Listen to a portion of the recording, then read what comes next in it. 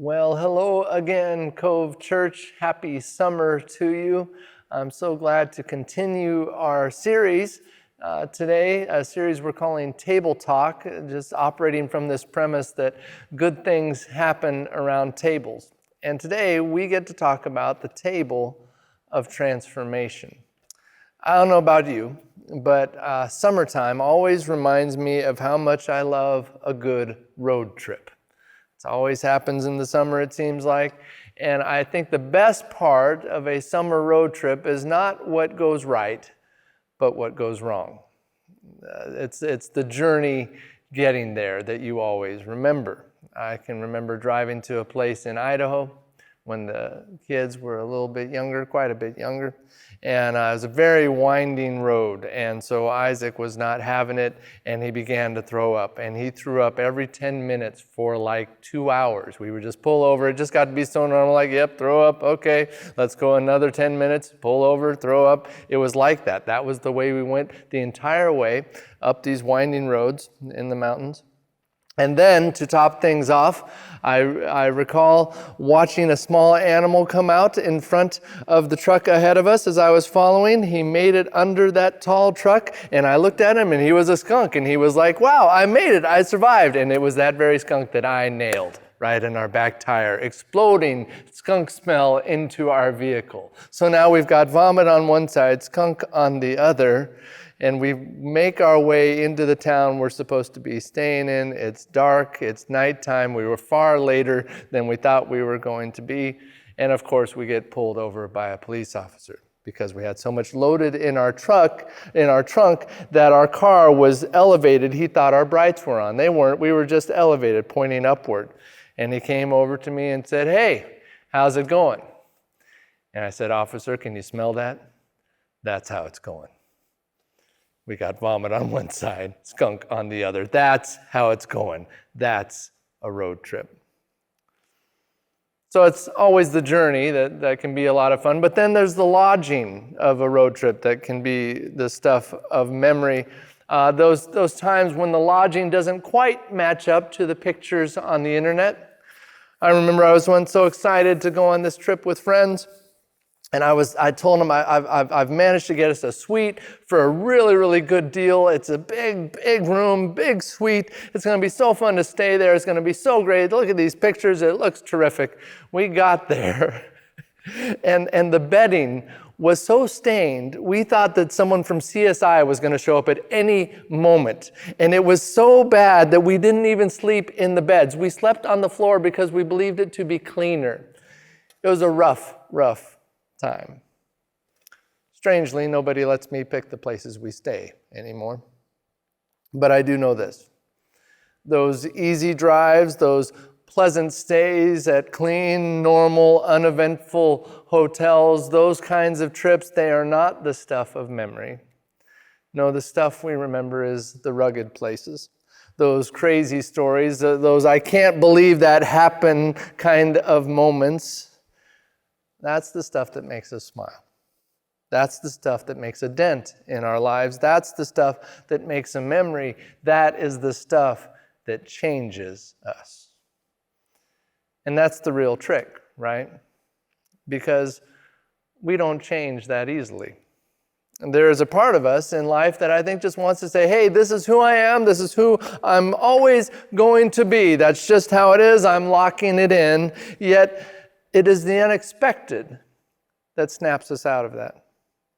Story after story in Scripture reveals this. People who encounter Jesus in ways they didn't expect, but because of that, they changed in ways they couldn't imagine. It gives us hope. Hope that whoever I am today does not mean I will have to be the same tomorrow. And so it is that process of change, that process of transformation that we come to in our Table Talk series today. In fact, the story we look at starts in a unique place. It starts in a tree, but it ends at a table. And that table becomes a place of transformation. Our leading character is a man named Zacchaeus, who, as we will read, literally met Jesus in a very challenging place, but then experienced transformation with Jesus at the table. Now remember, good things happen around a table. That's what happened here. So today we're going to gain some lessons from Zacchaeus in how Jesus guides us into transformation, how Jesus changes us. And the first thing I would mention is this: we are changed through a new perspective. Let's look at Luke chapter 19, verses 1 through 4. That's where we read today. Let's start right where you are. Big voices, go. Jesus entered Jericho and was passing through. A man was there by the name of Zacchaeus. He was a chief tax collector and was wealthy. He wanted to see who Jesus was, but because he was short, he could not see over the crowd. So he ran ahead and climbed a sycamore fig tree to see him, since Jesus was coming that way. Two important truths we see here. The first is that Zacchaeus had a potential limitation, but it's also that Zacchaeus had a powerful invitation. Yes, he had a potential limitation, but he had a powerful invitation. Jesus is passing through. Jesus is on the road. Jesus is coming that way, but Zacchaeus couldn't see him. Why? Why couldn't he see him? Well, it's because he was vertically challenged. Let's say he was compact. He was diminutive. He was squatty, stumpy, stubby. He was Munchkin-esque. Zacchaeus was short. He had a limitation that was attempting to keep him from seeing Jesus. There was something in his life that set itself up as a barrier between him and Christ. And guess what? That's true for every person. All of us have places and pieces in our lives that actually try to stand up and be in the way of our relationship with God. These are the barriers, these are the challenges, these are the limitations. It's that ingrained addiction. It's that unhealthy attitude. It's that misplaced identity. It's that need to be needed. It's that upbringing that tells you you've got to do it on your own if it's ever going to happen. Those words that were spoken over you and to you that you cannot seem to shake. These are the barriers. And those things want to become a limitation in our ability to see Jesus. And the tragedy is, it often works. We tell ourselves, I can't really fully follow Jesus because I've got this in my life. I've got this going on. I've got this label that's been spoken over me. It's just different for me. I've got this history. I've got this diagnosis. And we let those things create a distance, a barrier between us and Jesus. And we say, sorry, Jesus, I'm just too overwhelmed to come to you. And we lose our lifeline, and we wonder why it feels like we're drowning. Trials should not drive us from Christ. They should drive us to Christ.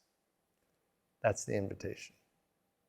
Recently, Paul and I, we changed the space in our closet, not just to be a place for clothes, but it's also a prayer space. It's really a crying out to God space. There's doors into the closet, and that's on the side of our bathroom, inside of our bathroom. So there's lots of doors, so you can be loud. You can cry out to God in a loud way in that place and not feel like it's going to be weird for other people in the house. And there's something about creating a space where you go to cry out to God. Here's the question: do you have that space? Because we need a space. Do you have that place in your life that you go to cry out to God? See, we must never allow our limitations to keep us from God's invitation. What's God's invitation? Here it is: come and be found. Zacchaeus could have heard that Jesus was coming down the road, and as the crowd filled in ahead of him, he could say, well, I guess I just won't see Jesus then. I guess I'll just miss that. I'm short, everyone else can see Jesus but me. But here's where we see the hero emerge. Instead of clinging to a stumbling block, he makes that stumbling block a stepping stone. Zacchaeus climbs a tree. And now, where before he couldn't see Jesus at all, he's positioned in a way that he can now see Jesus better than anyone. Desperation does that. Makes it possible for us to see Jesus better than anyone. And I think I would admit that for much of my life, I haven't really been that desperate for God. I've been grateful to God. I've been faithful to God. I've been dedicated to God. But Jesus is inviting us to something more. Like Zacchaeus, would we be desperate? Zacchaeus, in his desperation, he adapted. He did something different. He changed his routine because he knew that Jesus was coming his way. It's true for him. Would it be true for us? Jesus is coming your way. Amidst your limitations, amidst your history, amidst your brokenness, Jesus is still coming your way. And the response, so beautifully illustrated in this story, is this: if something stands between you and your ability to see Jesus, find a tree. Find a solution. Find a way. Maybe it's doing the work to beat that addiction. Maybe it's going to a counselor to work through that history. Maybe it's taking the steps to get out of debt. Whatever the problem is, whatever the limitation is, find a tree. I remember when we lived in Redmond, every year they do the Christmas parade. It's a parade that's at night. The other parades are always in the daytime, but this parade is at night because everything is to be lit up with Christmas tree lights. And so floats would go by, you'd be standing there, and you can only see just a couple of floats deep because it's dark, right? And so you just see one or two floats coming ahead of you, but hundreds will go by through that time. Most of them are tractors and four-wheelers, but that's just a Redmond parade for you. But there's this time that'll happen. After hundreds of these floats have gone by, you'll start to see it. One by one, you'll see kids being lifted onto their parents' shoulders. It's almost like a wave you see developing farther down, and then it comes closer to you. And you realize the reason for that is the kids want to see because Santa is coming. And Santa is always usually riding in the boom of a utility truck. He's up high, so you can see him, but the kids don't want to miss Santa. So they say, Mom, Dad, could I get on your shoulders? I want to see Santa. They're desperate to see Santa. So the parents would do the work to make that possible. Nothing would keep them from that. Here's the question. What are we allowing to keep us from the invitation of Christ? What is it that we're allowing to be the thing that is keeping us from the invitation of Christ? Whatever it is, we are called to ruthlessly eliminate that thing. Wherever we are, whatever it is, climb a tree. Do something different. If you've never prayed, pray. If you've never read God's word, read it. If you've never fasted, fast. Step out, climb a tree, do something different, because we will continue to get the same results as long as we do the same things. Whatever you have to do to see Jesus, do it today. Because when we see Jesus, everything changes. So, gain a new view, because we're changed through a new perspective. That's the first thing. Here's the second.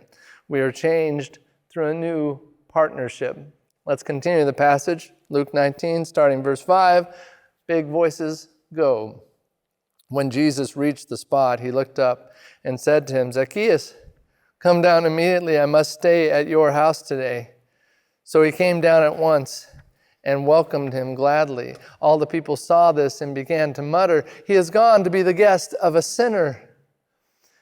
Jesus sees Zacchaeus and makes him this amazing offer. I must stay at your house today.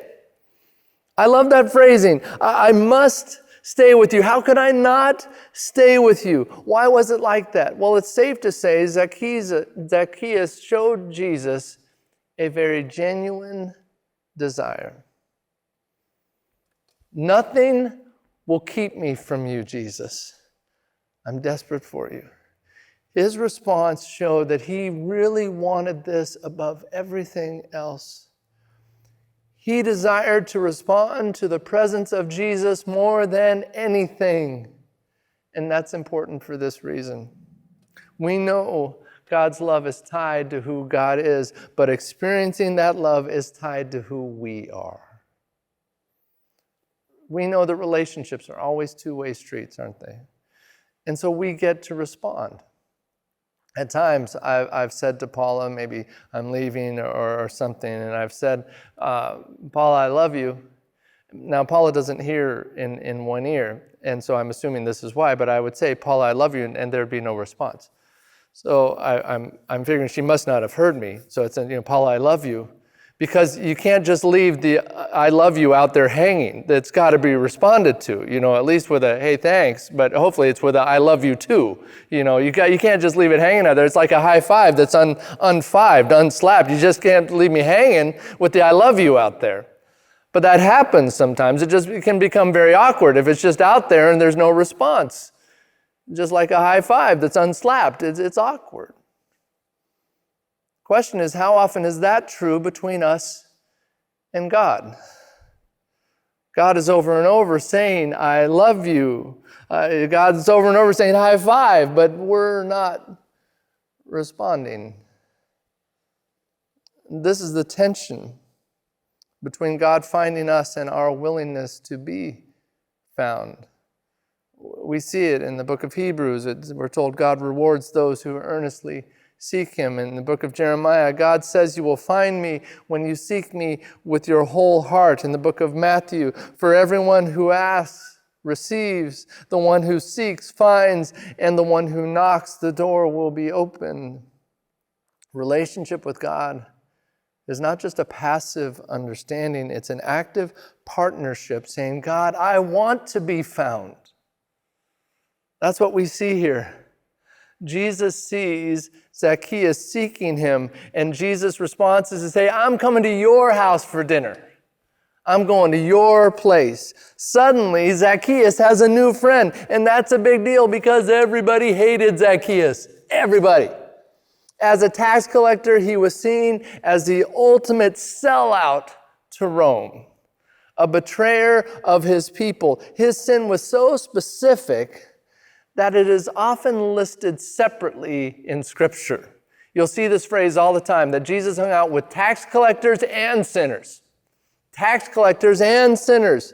His sin was his identity. It was how he was known. And that tax collector was now with the rabbi having dinner at his house. The guy that nobody liked is now at the popular kids' table. How did that happen?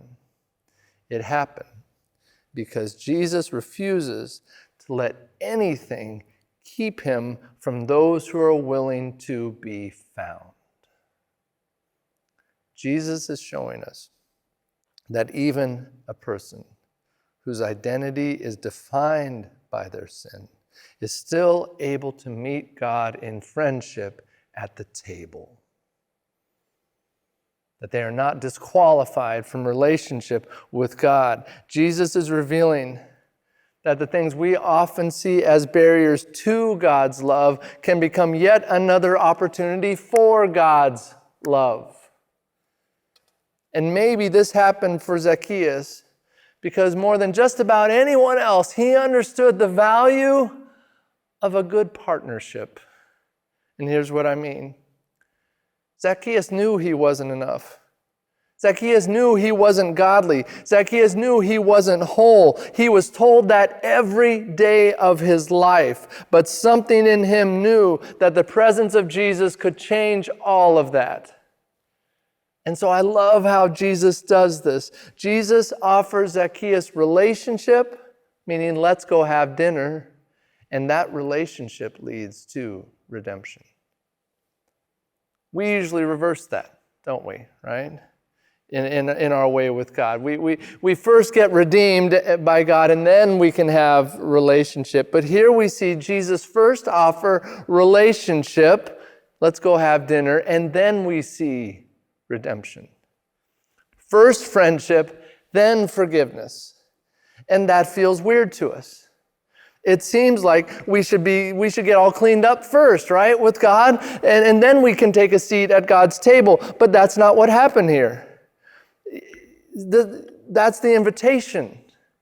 It's the fullness, the partnership. Jesus says, come, I will have dinner with you. I want to sit with you at the table. I want to share life with you. But there's this difficulty in that our lives they don't seem clean enough for that. I can't have Jesus at my place for dinner. My life is too messy. No, I can't have that. What if Jesus sits on my couch?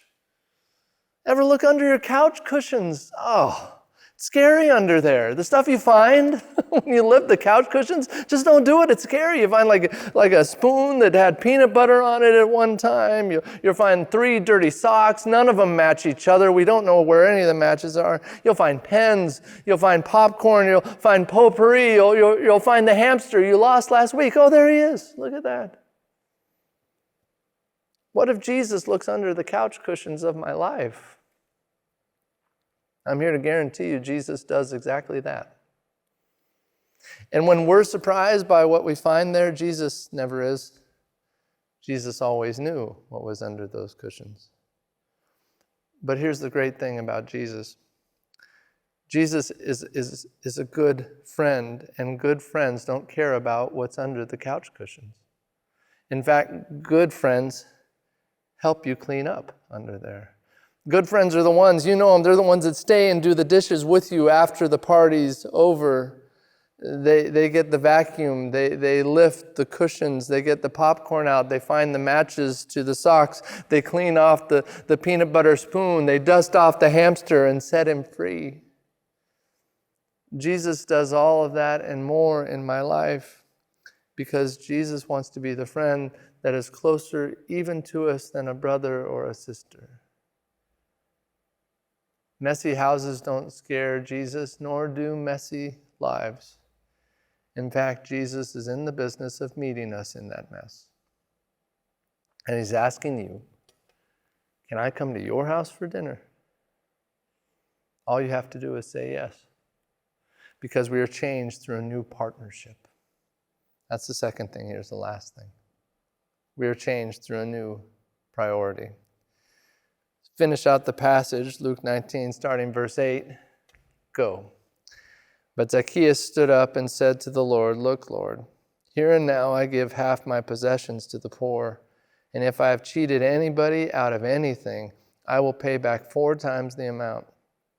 Jesus said to him, today salvation has come to this house, because this man too is a son of Abraham. For the Son of Man came to seek and save the lost. So Zacchaeus stands at the table and makes this incredible declaration. Half of my possessions right now I'm giving to the poor, and if I cheated you, I'm going to give you 4 times that amount to make things right. The dining table just became the table of transformation. Everything is different. It became ground zero for a miracle. A tax collector just gave money back. That is not typical. I mean, you ever get a letter from the IRS with a check and it said, we sent this refund to you because we just felt bad.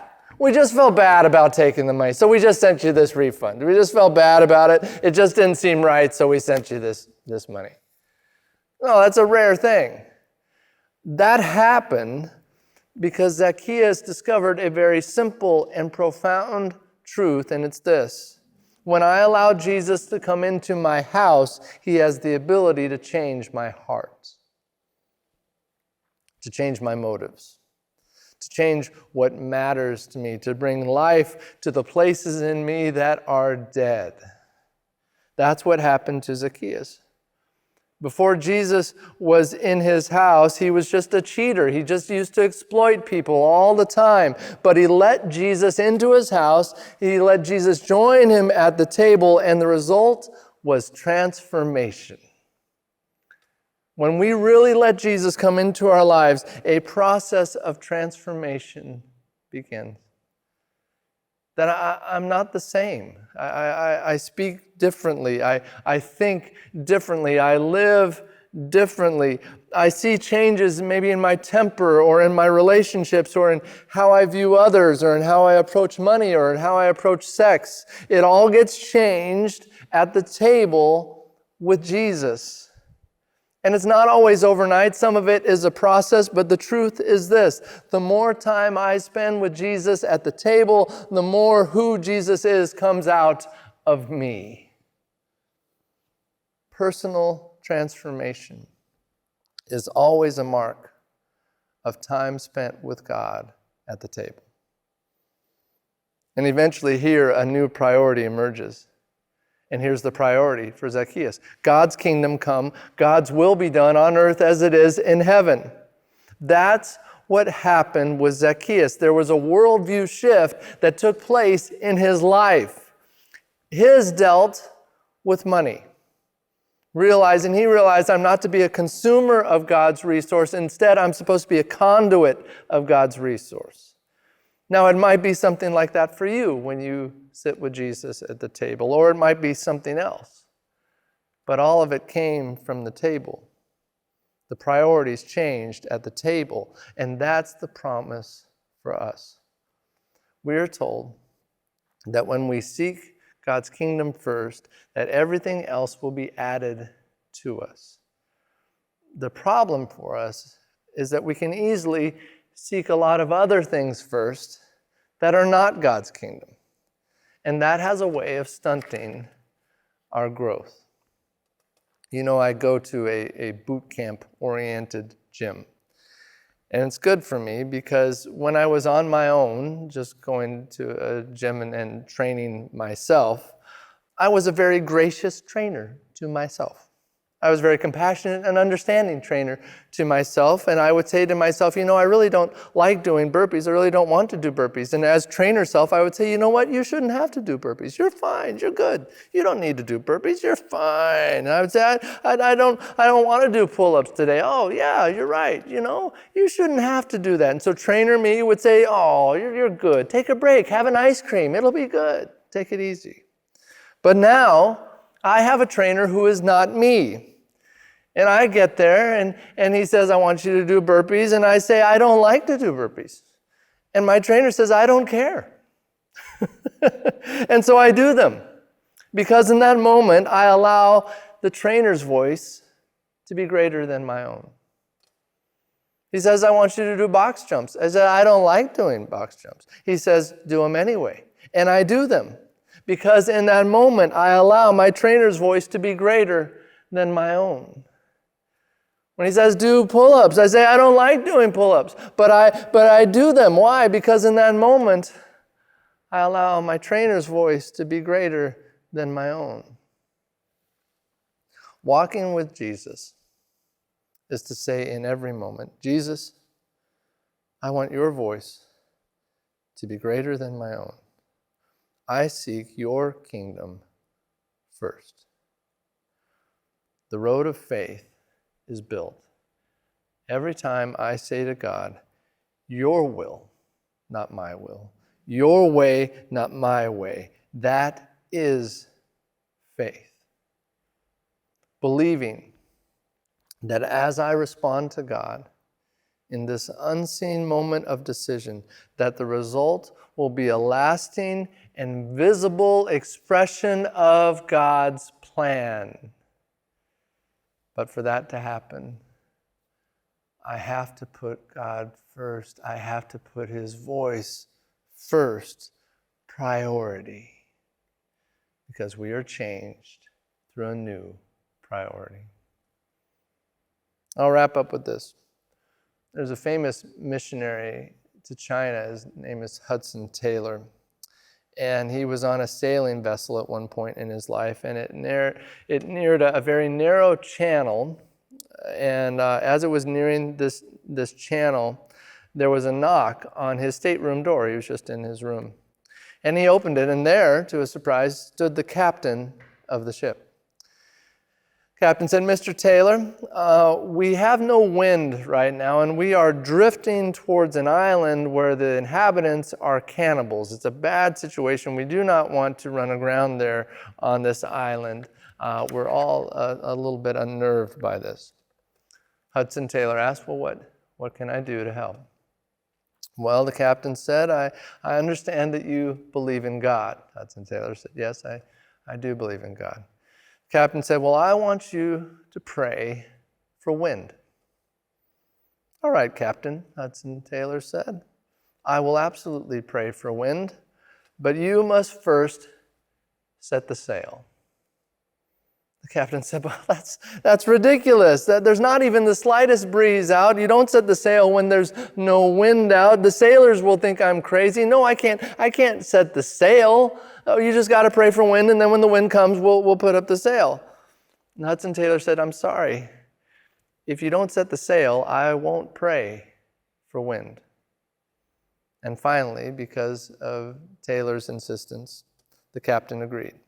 And much to the confusion of the crew, they set the sail amidst no wind. But the moment the sail was up, it became filled with a steady breeze, moving them safely and swiftly forward to safety. Faith is not just about asking for wind. It's about setting our sail before the wind comes. Zacchaeus shows us that.